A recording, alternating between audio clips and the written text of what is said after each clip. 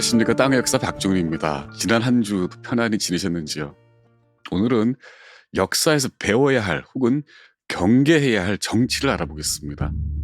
오늘의 제목은 혁명주의자들의 공포정치입니다. 프랑스 대혁명은 민중을 위해 민중이 붕괴한 사건입니다. 1789년 7월 14일 봉건체제의 횃불을 든 파리 민중이 바스티유 감옥을 해방시켰죠. 수감된 죄수는 7명이었습니다. 좀도 4명, 가족에 의해서 수감된 변태 상륙자 2명, 그리고 20년 전에 수감된 반 미치광이 루이 16세 암살 미수범, 정치범은 없었습니다. 당황한 군중은 수염을 근사하게 기른 지성인 풍모의 변태 성욕 귀족을 앞세워서 파리에 입성했습니다. 가는 곳마다 귀족들을 참수해서 목을 곳곳에 매달았습니다. 1793년 9월 5일 파리 공안의회에 참가한 의원 베르트랑 바레르가 발언합니다. 공포를 오늘의 법으로 만들자. 평등의 칼날이 만인의 머리 위로 휘날리게 하자. 즉각 진정한 혁명군을 구성하자. 끔찍한 혁명 집행과 법에 의한 무서운 보복 절차가 뒤를 잇게 만들자. 공화국 영토에서 반역자들이 제거되고 마지막 음모자들의 죽음이 올 때까지. 공포정이 공식 개시된 날이었습니다.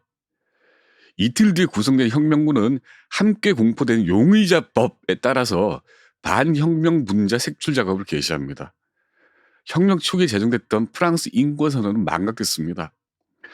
용의자법은 공화국 영토 내에 반혁명분자 즉각 구금을 규정했습니다. 그 용의자는 첫째, 개인 혹은 집단적인 대화나 저술로 폭정을 지지하고 자유의 적임을 드러낸 자. 둘째, 자기 생계 수단 및 의무 수행을 한 사실을 증명할 수 없는 자. 셋째, 애국심 증명을 거부한 자. 그리고 구귀족과 그 남편, 아내, 아버지와 어머니, 아들과 딸, 형제와 자매와 망명 귀족들의 첩자를 가리킵니다. 10월 16일 마리 앙뚜아네트 전 왕비가 단두대에서 참수됐습니다. 1793년 9월부터 1794년 2월 5일까지 파리에서 남자 238명과 여자 31명이 구금돼서 처형됐습니다. 바스티유 감옥에서 재판 대기 중인 죄수도 5,434명이었습니다. 인민의 벗이라는 신문을 발행한 장폴 마라는 500에서 600명을 참수해야 자유와 행복과 안식을 얻을 수 있다고 주장했습니다. 자유, 평등, 박애라는 혁명 정신 앞에서 여러 가치는 광기로 짓밟힙니다. 광기 속에 진행된 공포정은 1794년 7월 28일 혁명 지도자 로베스피에르 본인이 참수되면서 종료됐습니다. 처형 직전에 권총 자살을 시도했던 로베스피에르는 총알을 맞은 턱이 힘줄로 겨우 걸려있는 상태에서 목이 잘렸습니다. 혁명 가치에 스스로 자신이 없는 혁명가들은 혁명가가 아닙니다. 혁명을 앞세운 혁명주의자에 불과하죠. 그 가슴에는 다양성이라는 가치에 대한 공포와 열등감이 숨어 있습니다. 그래서 혁명을 빙자한 권력욕을 만인이 평등하게 행복을 누린다는 공포로 포장해서 공동체를 공포 속으로 몰아넣고 뜻이라는 자들을 반혁명 분자로 낙인 찍어서 입과 발과 손에 재갈과 족쇄와 수갑을 채웁니다. 혁명의 열매는 혁명주의자들이 독점합니다. 2025년 여름 대한민국 공화국은 어떤 단계일까요? 이번에는 조선으로 가보겠습니다. 그 유명한 연산군 시대로 가보겠습니다. 기록은 예언과도 같습니다. 현대 정치판을 오염시켜온 소위 공작 정치는 옛 기록에 예언되어 있습니다. 연산군이라는 폭군이 세상을 농락하던 1504년 12월 26일 연산군은 홍문관을 무력화했습니다. 왕에게 직언하던 정원과 지평 모두 폐지하거나 낭청으로 격하했습니다. 경윤에도 못 들어오게 막았습니다. 왕을 비판하는 언관은 더 이상 필요 없다는 뜻입니다. 사헌부와 사관원도 마찬가지였습니다. 정원과 지평을 없애려 했죠. 하지만 문제가 생겼습니다. 인원이 너무 줄어들어서 감시 기능이 아예 마비되는 겁니다. 결국 정원과 지평 폐지는 보류되고 헌납 같은 다른 관직만 증원했습니다. 삼사라고 불리는 이 세 기관은 지금으로 치면 검찰이나 감사원 같은 기관입니다. 이듬해 연산군은 아래 것들 버릇을 고치지 않으면 권력이 이들에게 돌아가리라라는 삼사 혁파문을 목판에 새기라고 명했습니다. 혁파문 필자는 지금으로 치면 서울대 총장인 성균관 대지학 김감이었습니다. 2달이 지난 1505년 3월 12일 김감은 또 면대여 조침은 구차하게 순한 것이 되고 돌아서서 그러다 하면 곧 반복이니라. 시종 마음을 변치 말아야 섬기는 도리가 곧 올바르니라 라는 극단적인 아부의 시를 짓습니다. 김감은 양반들에게 이 시를 새긴 패를 착용하라고 명합니다. 그 패를 신언패라고 합니다. 말조심하라는 뜻이죠. 이후 사원부는 고위직 비리 수사권을 박탈당하고 대궐을 향해 손가락질하는 자를 단속하거나 대궐을 등지거나 쭈그려 앉은 자 체포, 이따위 국가원수 모독죄나 경범죄 단속기관으로 전락했습니다. 대신 주요 수사권은 연산군 직속 수사기관인 의금부가 차지했습니다. 그 폭군을 몰아낸 사림은 지금으로 치면 독재 타도를 외치던 386 운동권입니다. 독재를 타도하고 나니까 할 일이 없어진 이 운동권이 권력으로 변합니다. 연산군 때도 마찬가지였습니다. 연산군이 중종 세력에 타도되고 이어서 광해군도 인조반정으로 쫓겨납니다. 그러자 사림 가운데 서인이 권력을 차지했습니다. 남인 세력에게 남아있던 권력까지 독점하기 위해서 서인이 획책한 계획은 공작 정치였습니다. 숙종 때인 1682년 음력 10월 21일입니다. 남인이 장사 300명을 동원해서 세정순과 육판서는 물론 비변사 대신들까지 찍어 죽이고 나라를 깨뜨리려고 한다는 어마어마한 역모사건이 발각됐습니다.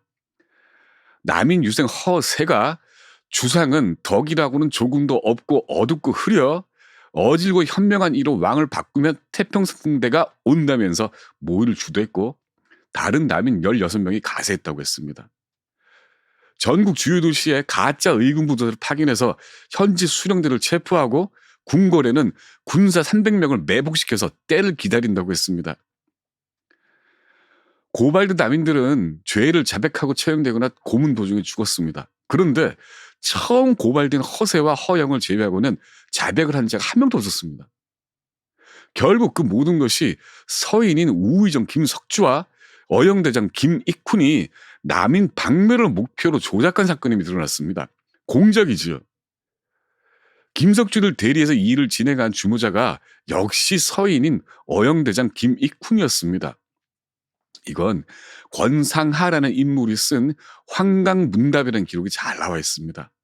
이 권상하는 서인 총수 송시열의 최측근 인사입니다. 그러니까 이 모든 일이 공작과 조작 정치임을 서인 수뇌부가 모두 알고 있었다는 말입니다. 실록이 예언한 또 다른 사실은 조선판 386들의 위선과 뻔뻔합니다. 소장파 서인들이 역모로 사주한 김익훈은 본인이 역적이 된 것보다 심하다고 반발했습니다.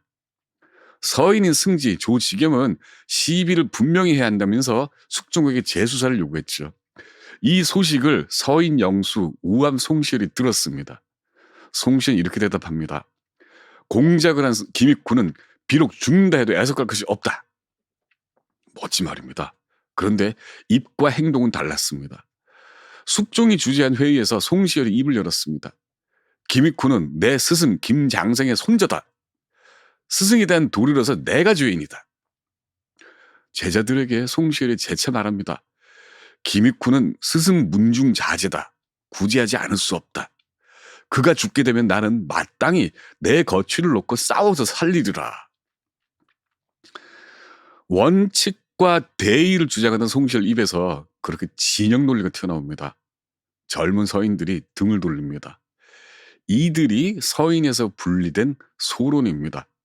진영을 지킨 이들이 노론입니다. 대의 명분과 도덕주의를 기치로 내건 조선 후기 정치판은 그렇게 권력의 눈먼 공작 정치로 더러워졌습니다. 공작과 조작, 위선과 후한무치한 진영 논리는 여기서 끝나지 않습니다. 그 노론이 기록한 숙종실록에 나온 조지김에 대한 평가는 꼴불견입니다. 조직이면 아까 그 김육군 공작을 재수사하라고 주장했던 서인입니다. 인조 반정 이후 서인이 국정을 담당해 50여 년 조정이 편안했는데 조지겸이 몰래 흉악한 도적의 붉은 기치가 되었다. 이제 압권인 고종 시대로 가보겠습니다. 아무도 건드리지 못한 왕권이 어떻게 타락하고 강력해졌는지 알 수 있습니다. 1897년 조선 26대 국왕 고종이 스스로 황제라 칭하고 대한제국을 세웠을 때 뜻 있는 지식인들은 웃지도 않았습니다. 웃으려고 근육을 움직이는 것 자체가 아까울 정도로 어이가 없었으니까요.